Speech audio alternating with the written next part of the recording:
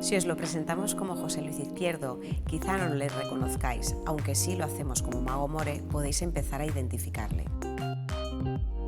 Apasionado de la productividad, decidió dedicar su profesión a enseñarnos a aprovechar al máximo nuestro tiempo, que es el verdadero catalizador para lograr cumplir nuestros sueños.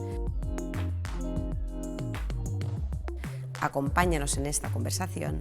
More nos desvelará cómo poder descubrir todo nuestro potencial.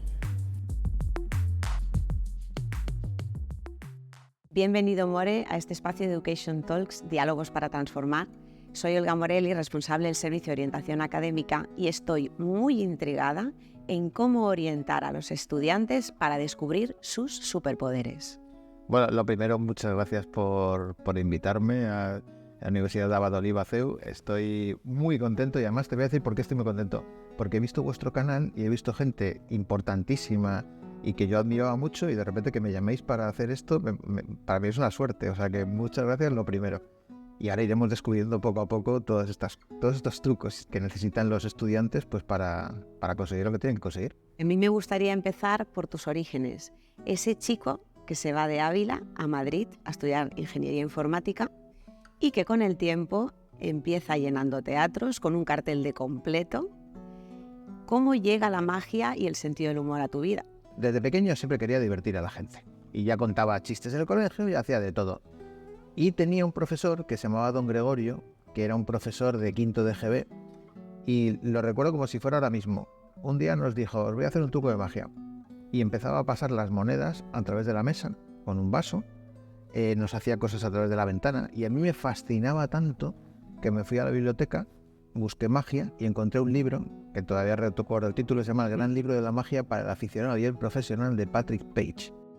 Entonces yo abría ese libro y me parecía tan flipante todo lo que veía, porque veía los trucos de los magos profesionales. Y entonces luego ya vine a Madrid y cuando fui a Madrid a estudiar informática, pues lo primero que hice fue mirar las páginas amarillas, vi tienda de magia y todos aquellos trucos que yo había visto en ese libro sagrado, que era el libro que yo veía y que no podía comprar porque en Ávila no había nada.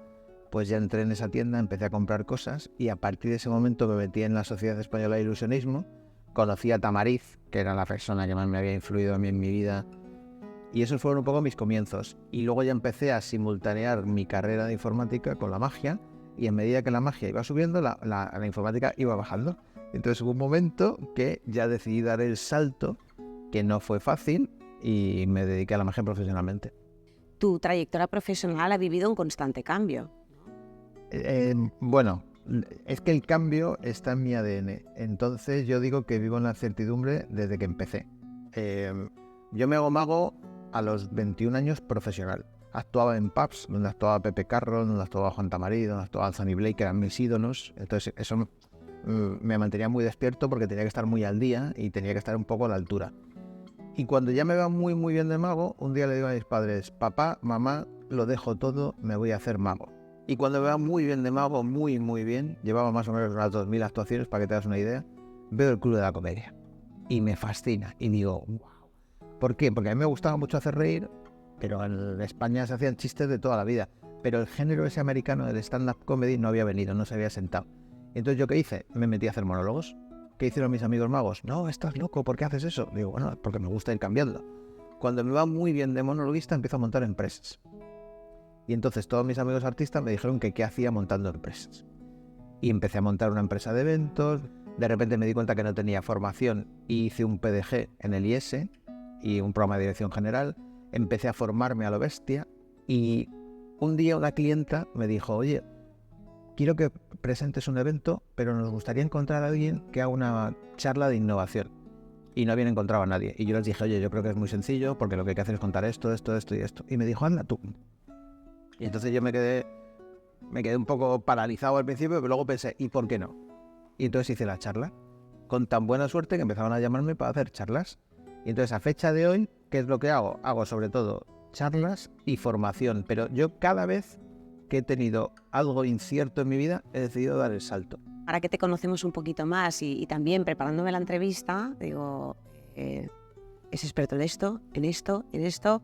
O sea, ¿cómo conseguimos, ¿no?, cubrir tanta variedad, ¿no?, y a ese ritmo también de productividad? hay una palabra que me encanta, que es polímata. Es demasiado presuntuoso que yo me considero a mí mismo polímata. Pero los polímatas son aquellas personas que tienen un conocimiento más renacentista. ¿Por qué? Porque la mayoría de la gente lo que hace es que se especializa. Y es un conocimiento en T. Es decir, tú coges una beta y vas para abajo y eres especialista en ese tema. Y el polímata es como un peine, porque tú realmente lo que haces es que te especializas en cada una de esas ramas o de conceptos o de lo que quieras estudiar, pero no tanto, no bajas tan a nivel de detalle. Entonces eso te permite tener una amplitud de miras muy grande y además se produce una cosa que es mágica, que es la creatividad. Es decir, cuando tú tienes conocimiento de un montón de áreas, la creatividad al fin y al cabo que es mezclar esos puntos. Entonces, si yo sé un poquito de esto, y sé un poquito de esto, y sé un poquito de esto, hay un momento en el que se produce la conexión y yo soy capaz de enlazar una cosa con otra. Por eso para mí es tan importante estar aprendiendo constantemente, yo lo necesito. Hace muchos años que la inteligencia artificial, ¿no?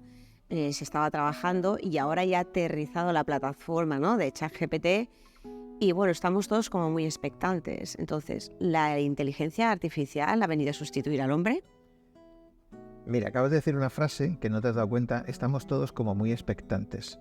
Yo, si fuéramos amigos, te diría, deja de estar expectante y ponte a currar.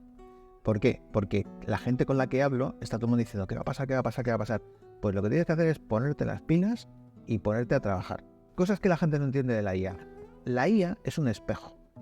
Si tú le preguntas una estupidez, lo que te devuelve es una estupidez multiplicada por 1000. Por lo tanto, hay que aprender a preguntar bien. Y luego la IA no es automática. Es decir, cuando tú te pones con... Tú has dicho ChatGPT porque es un poco, hablamos en plan genérico. Sí. La gente no se da cuenta de que esto no es Google. Es decir, tú le metes una información al ChatGPT y te devuelve algo. Es un diálogo. Y aquí está la clave. Lo que es más importante para mí, y para mí es una soft skill, como llaman ahora, una habilidad de estas blandas, súper importante, es la creatividad. Porque si tú preguntas con creatividad, te devuelve creatividad. A tu pregunta de ¿nos va a quitar el trabajo? Si no la utilizas, sí, te lo va a quitar. Pero no la IA, sino una persona que la utilice. Para mí es la revolución más grande que ha habido intelectual en la historia de la humanidad, pero de lejos. Te voy a poner un ejemplo de educación. Estoy con una amiga, con la hija de un amigo, que se llama Daniela, me dice que está leyendo el Cid. Y entonces le digo, dime que no entiendes. Y me dice, pues mira, no entiendo esto. Y digo, vamos a preguntarle al ChatGPT. Y entonces le pusimos directamente un trozo del Cantar del Cid. Oye, estoy con una amiga mía, explícame esto, ta. Y de repente se lo explicó, le puso en contexto. La cara de Daniela era esta. No me lo puedo creer. ¿Por qué? Porque pasó de ser una lectura obligada a ser directamente un capítulo de su serie favorita. Te voy a contar exactamente cómo lo presentó en su clase con su grupo de amigas. Y todo esto fue idea de Daniela, súper creativa. Salieron sus amigas en clase. Venimos a contaros una cosa que nadie sabe, pero que es muy importante. Y es que podemos viajar en el tiempo. Imagínate la cara del profe y los de la clase. Y ayer viajamos y hemos entrevistado al Cid. Y entonces pusieron una entrevista de radio al Cid. Yo hacía de la voz del Cid. Y entonces empezaron a preguntarle, bueno, estamos con el Cid, ¿cómo te sentó cuando tuviste el destierro? ¿Cuánto se tarda hasta Valencia? ¿Qué le dijiste a tus hombres antes de la conquista de Valencia? ¿Cómo se vive en la Edad Media? Nosotros venimos del futuro, ¿qué recomendaciones nos das? Entonces, de repente, aquello que era un rollo se convirtió en una experiencia para todo el mundo de la clase. ¿Y qué estaban contando? Estaban contando todo lo que pedía el profesor. Explícame el Cantar del Cid, explícame cómo vivían en la época del medievo, explícame cómo eran las relaciones sociales, los valores. Oye, ¿qué pasó con Jimena? ¿Cómo fue la pedida de mano? Y el Cid le contestaba a todo eso, ¿vale? Hicieron un chat de WhatsApp en el que estaban los infantes de Carrión, Babieca, el caballo, estaba el rey, estaba Jimena, y entonces él empezó a poner fotos de conquistando Valencia. Todo esto, una foto de él haciéndose un selfie, conquistando Valencia con las tropas. ¿Por qué? Porque es el lenguaje que entienden los chavales. Entonces, ¿qué ocurre? Que cuando tú llegas a su lenguaje, los chavales lo entienden y les da más ganas de leer el Cantar del Cid. ¿Por qué? Porque si no lo entienden y no se divierten, no van a aprender. Los profesores cracks, los buenos, yo miro mucho profes de Estados Unidos porque me encanta el estilo que tienen. Bueno, pues estos señores lo que hacen es que en las clases les explican a los alumnos cómo utilizar el ChatGPT. Lo que te contaba del poema de Neocid. Porque lo que quieren es, la herramienta está ahí, yo sé que la vas a utilizar. Entonces, en vez de ponerte un montón de trabas, lo que te voy a decir es cómo utilizarla de una manera creativa. Cómo tienes que sacarle partido. Y entonces, ¿cuál es el problema de los alumnos? Que han dejado de estudiar en muchos casos porque ven que yo le meto la pregunta y me hace el trabajo. Claro, yo le digo a los alumnos, tenéis que estudiar ahora más que nunca. Porque si tú sabes preguntarle inteligentemente, lo que sale de ahí es oro puro. Pero tienes que estudiar más que nunca. Bueno, yo tengo amigos profesores y muchos están entusiasmados con la IA. ¿Por qué? Porque te pueden ayudar, por ejemplo, a hacer una cosa tan subalterna como corregir exámenes. Porque si ya te lo corrige la IA, que en el fondo va a leer mejor que tú texto y que va a interpretar incluso con tu criterio ese texto, ¿por qué no puedes hacer un primer filtro con la IA y luego tú revisarlo como humano? Es que a lo mejor te está quitando un montón de horas. Te puede ayudar a hacer temarios, te puede ayudar a hacer exámenes tipo test. Es que son infinitos. Te puedo poner muchos ejemplos. ¿Cuáles son los profesores buenos que nos han marcado a todos? Los que estaban constantemente aprendiendo, los que nos daban las clases de una manera distinta. Yo me acuerdo de clases de ciencias y de clases de historia y de clases de literatura que eran absolutamente magistrales y siempre me acordaré de esos profesores. Y igual que te he puesto los alumnos y los profesores, te voy a poner otro grupo muy distinto, que son los jóvenes y los adultos, ¿vale? ¿Cuál es el problema aquí? Los adultos tienen un miedo atroz a la tecnología, porque se piensan que no se puede meter ya es demasiado tarde. Ya tengo 50 años y esto ya me pilla muy mayor. Yo tengo un alumno que se llama Ángel, de Málaga, 88 años y utiliza la IA. Entonces, que te pille muy mayor cuando tengo yo un alumno de 88 años, igual te estás equivocando, ¿vale? Y luego los jóvenes no saben hacerlo de una manera manual. Entonces, cuando tú utilizas la IA, yo siempre digo que tú tienes que saber a dónde quieres llegar. Es decir, yo sé que el camino es ese. La IA que me permite con creatividad y siendo un poco, digamos, inteligente, llegar mucho más rápido. Pero ojo, porque yo ya sé dónde voy. ¿Cuál es el problema del joven? Que como no lo ha hecho manualmente, no sabe ni qué pedir porque no sabe dónde ir. Entonces, hay que juntar las canas con las ganas. O sea, necesitas el empuje tecnológico de los jóvenes con toda esa expertise o toda esa experiencia que tienen los adultos. En el momento histórico que estamos viviendo, ¿cómo podemos crear con un modelo de calidad? Pues mira, yo creo que lo peor que está pasando ahora mismo es que estamos en un momento en el que la gente lo quiere todo, lo quiere ya. Todo es gratificación instantánea. Hay una tolerancia a la frustración muy baja, porque claro, cuando tú pides algo y a las 24 horas lo tienes en tu casa, pues tú imagínate, cuando tú quieres hacer una meta de largo plazo, es como, ¿y por qué no puedo yo tenerlo en 24 horas? Y eso influye mucho en la creatividad porque hay un concepto que a mí me gusta mucho que es divagar. ¿Cuándo eres creativo? Si yo te pregunto ahora mismo, ahora te voy a hacer yo de entrevistador, ¿en qué momentos eres más creativa? Wow, a mí se me ocurren las ideas cuando conduzco un coche. Cuando conduces en coche, cuando te entras a la ducha, cuando estás paseando, Sí. cuando estás a punto de quedarte dormido, cuando estás a punto de levantarte. ¿Sabes por qué? Porque tu cerebro está descansando de tantísimos estímulos exteriores, de llamadas de teléfono, de interrupciones constantes. Entonces tu mente empieza a divagar. Y ese concepto de divagación, en la sociedad en la que estamos, que desde que te levantas hasta que te acuestas necesitas tener estímulos constantes, tú piensas que antes nos aburríamos. ¿Tú recuerdas esos veranos había momentos en los que era aburrimiento constante y de repente empezabas a jugar con cualquier cosa? Ahora ya no, porque ahora la gente cuando se aburre tira del móvil. ¿Por qué? Porque tu cerebro está pidiendo dopamina. Es decir, todas las redes sociales, teléfonos, etcétera, están muy bien diseñados, porque lo que quieren es que tú estés constantemente mirándolos. Hay una cosa que se llama scroll infinito, que como su propio nombre indica es infinito. Y entonces tú empiezas a hacer así, y aquello es infinito, infinito, infinito, infinito. Y tú sabes que ver redes sociales no te aporta nada, pero tú, que eres una persona inteligente, como todos los que están viendo esto, de repente dices, ahí va, pero si llevo media hora viendo redes sociales. Sí, porque te han atrapado. Y tu cerebro quiere más dopamina. Y cuando tú responsablemente apagas el móvil, hay como un angelito y un demonio. Entonces el demonio dice, mira el móvil, necesitas dopamina, échale un vistazo. Y el ángel te dice, no, tienes que leer. Y el demonio te puede. ¿Por qué? Porque tu cerebro necesita dopamina. Y estamos todos con una dependencia brutal. Entonces, si estamos con estímulos constantes, no divagamos, es muy difícil ser creativo, es prácticamente imposible. La creatividad necesitas estar en un momento absolutamente de relax, zen. Fíjate, contaban que Edison, que es la persona que más patentes tiene de la historia de la humanidad, él sabía que cuando se iba a quedar dormido, se le ocurrían las ideas. ¿Y qué hacía él? Forzaba a quedarse dormido. Entonces él ponía una moneda entre las rodillas, apretaba las rodillas y ponía una bandeja de plata y se ponía encima los pies de la bandeja de plata. Ponía una mesa, forzaba que se quedaba dormido y cuando realmente se empezaba a quedar dormido, las piernas se abrían, caía en la moneda, golpeaba la bandeja y entonces él apuntaba lo que estuviera pensando en ese momento. Y él decía que la mayoría de las ideas eran tontas, pero que de ahí nacieron muchas grandes ideas. Porque él tenía identificado ese momento y él sabía que en ese momento era creativo. Entonces, ¿qué hay que hacer? Apuntar todo. ¿Por qué? Porque tú de repente te estás quedando dormida y de repente dices, ¡ay, qué buena idea! Mañana me acuerdo. Mañana no te vas a acordar.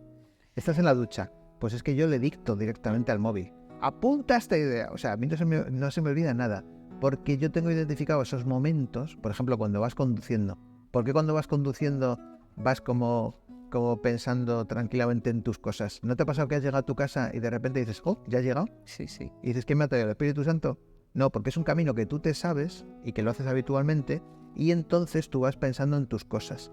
Y ese momento de voy pensando en mis cosas es cuando empiezas a conectar puntos, que es lo que hablábamos antes de la creatividad. Y More, tú que eres experto, ¿en qué se parece la felicidad y el sentido del humor? Absolutamente en todo. Es que además yo no me imagino a alguien que sea feliz y que no tenga sentido del humor. Yo creo que están absolutamente correlacionados.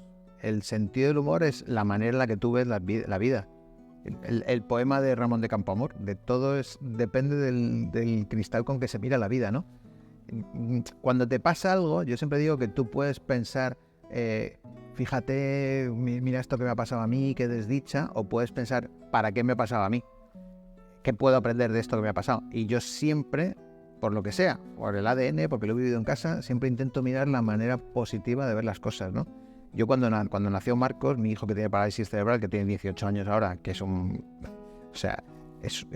hombre, pero es como un bebé. Y cada vez es más complicado, ¿no? Entonces nosotros empezamos a hacer chistes ya desde el minuto cero.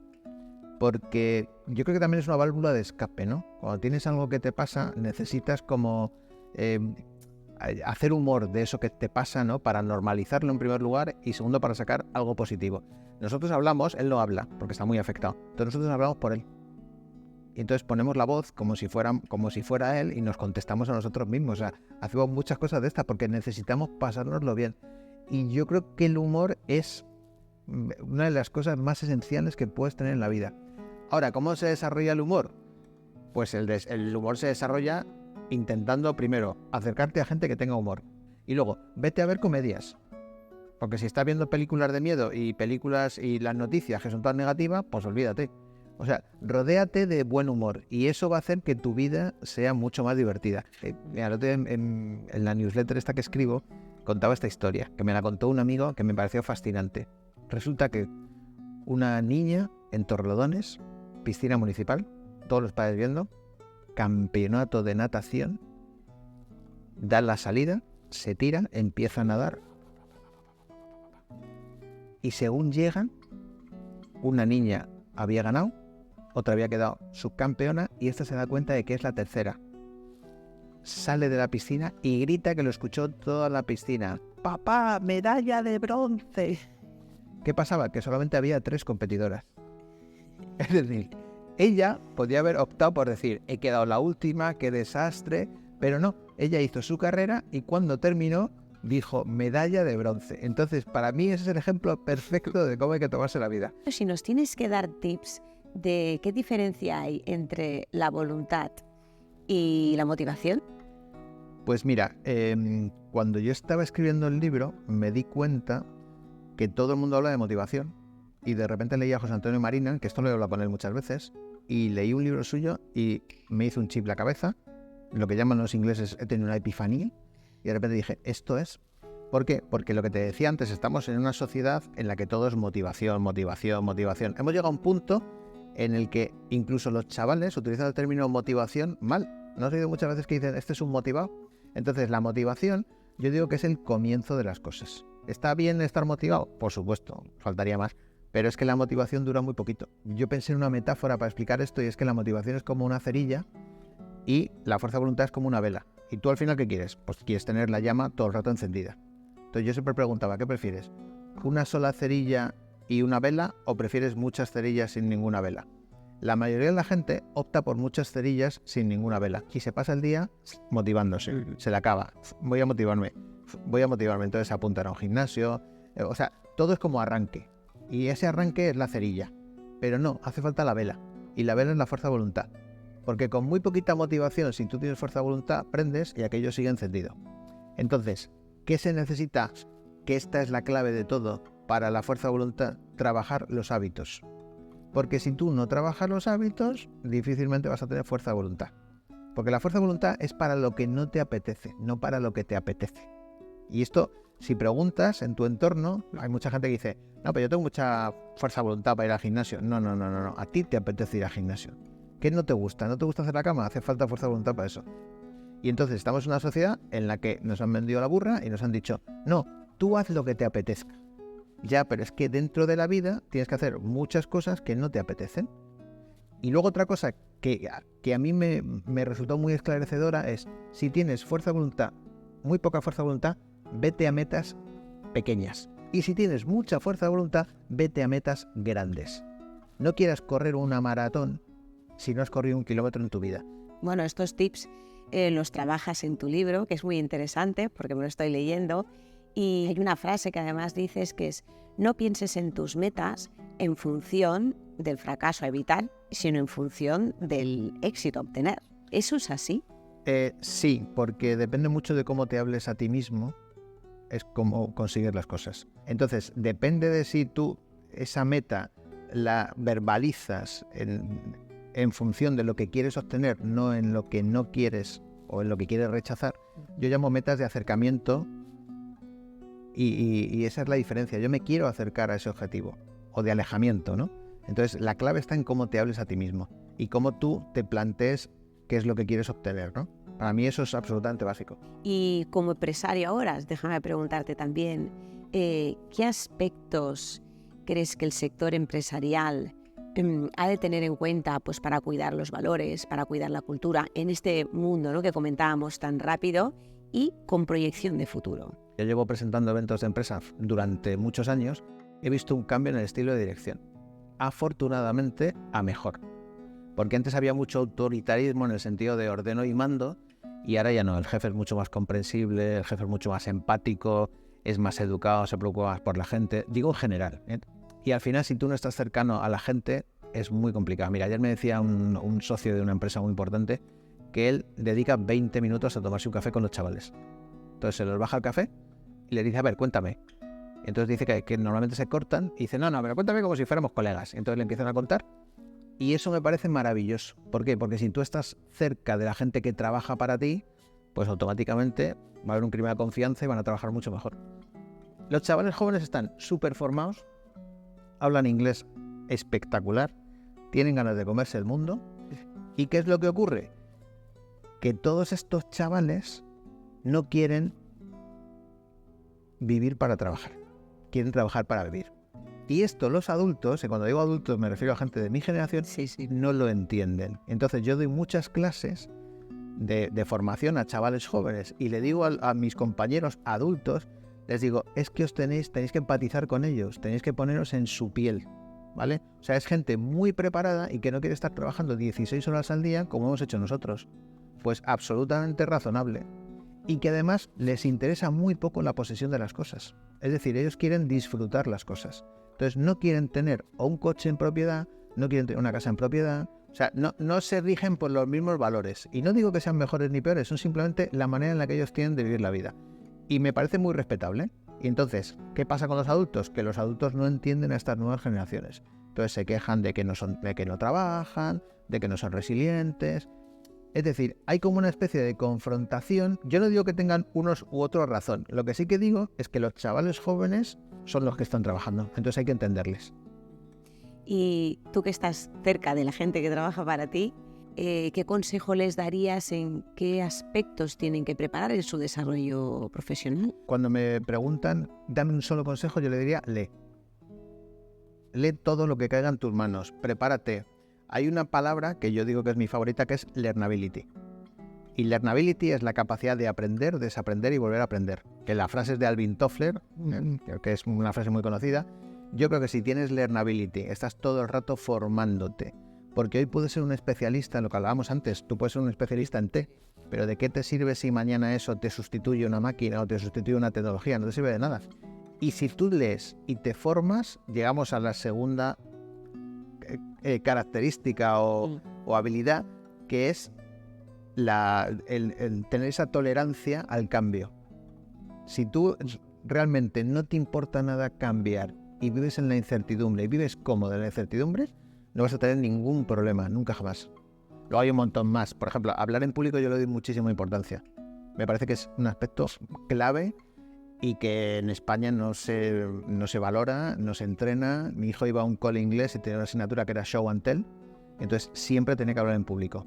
Porque antes o después, te guste o no te guste, vas a tener que hablar en público. Y para mí es básico. Delegar es básico para mí. Absolutamente. Creo que la gente delega tarde, delega mal, y la delegación hace que tu negocio o tu desarrollo personal cojan una velocidad de crucero importante. Información financiera me parece básico. Yo conozco gente que gana muchísimo dinero y lo ha dilapidado, simplemente porque no había tenido una información financiera desde pequeño. Son habilidades que te van a ayudar mucho en tu vida, igual que la salud. La salud me parece que es básico también. O sea, ahora estamos hablando de productividad, de dinero, de empresarios, de educación, de todo. Y si te falla la salud, ¿qué haces? Pues estás perdido. Entonces, hasta que no tienes problemas de verdad, no te das cuenta de que esas son las habilidades en las que te tenían que haber formado. En tu caso, por trayectoria profesional, has estado mucho en los escenarios, sigues en los escenarios. Y de esa experiencia, ¿qué te llevas a tu día a día? Pues mira, yo aprendí mucho de la magia.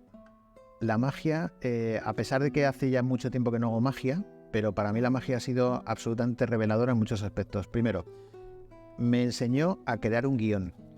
Cuando tú vas a exponer algo, necesitas crear un guión, en este caso el guión del truco de magia. Me enseñó que la técnica es absolutamente innegociable.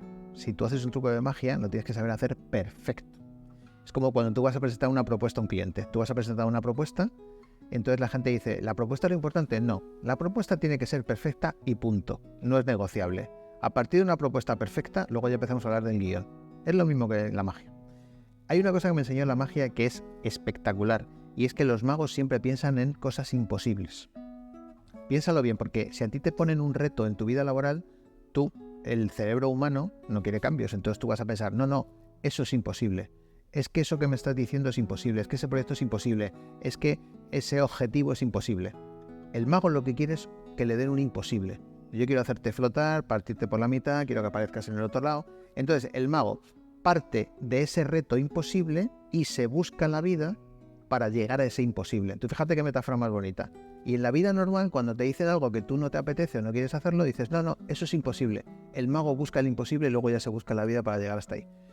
Y luego otra cosa que he aprendido, y es que cada vez que falle algo, no pasa absolutamente nada. Tienes que tenerlo previsto y tienes que tener una salida para cada fallo. Y eso lo aprendí de Tamariz. Tamariz tenía un número que se llamaba el número de París, que ganó un campeonato del mundo, y él sabía que en medio de la rutina, le podía fallar como 20 veces. Tenía una salida para cada fallo. Tú fíjate qué enseñanza. Tú vas a pensar en algo y dices, ¿dónde puede fallar? Aquí, esta es la salida. Aquí, esta es la salida. Aquí, esta es la salida. Y cuando nosotros pensábamos en trucos, pensábamos no solamente dónde podía fallar, sino cuál era la solución a ese posible fallo. More, dime, para mantener tu esencia, ¿en qué y en quién te inspiras? A mí siempre me ha gustado mucho Nadal. Nadal me ha encantado. Pero Nadal me ha encantado porque un día hablando con Tony, que además ha sido invitado de este programa, Sí, estaba aquí, hablábamos de que ya ser normal es una cualidad. Fíjate qué curioso, ¿no? Sí. Y hablábamos de, es que fulanito, menganito es una persona normal. Y dices tú, manda narices que ser normal sea una cualidad. Y a mí me parece que Nadal es una persona normal, dentro de que es súper mediático y conocido y demás. Y creo que todos los valores que representa son muy importantes, ¿no? Pero yo cada vez me fijo más en personas del día a día. El otro día, en la autopista, voy al aeropuerto, 0,65. Y allí estaba esa chica cobrando 0,65. Y te decía, 0,65, ¿quiere ticket? Y tú le das 0,65 y te da el ticket. 8 horas al día. 0,65, quiere ticket. Bueno, me dio una sonrisa espectacular. Me dio los buenos días. Charló conmigo 10 segundos. Y yo me fui pensando, digo, esa es la actitud que yo quiero. Porque tú fíjate, ¿puede haber trabajo más monótono que ese? No. Y sin embargo esa chica tenía una actitud ante la vida. Entonces a mí esa persona me inspira un montón. Trato de fijarme en cualidades que tienen los demás que a mí me gustaría tenerlas. Por ejemplo, yo admiro muchísimo a mi mujer, a Rosalía. Muchísimo. Porque es la mejor escuchadora del mundo. Creo que escuchar es la gran habilidad, el gran superpoder. Y sí que es verdad que yo creo que tenemos que tener mentores o gente en la que nos miremos. Hay una escena de la película que hizo Will Smith, que está arruinado con su hijo.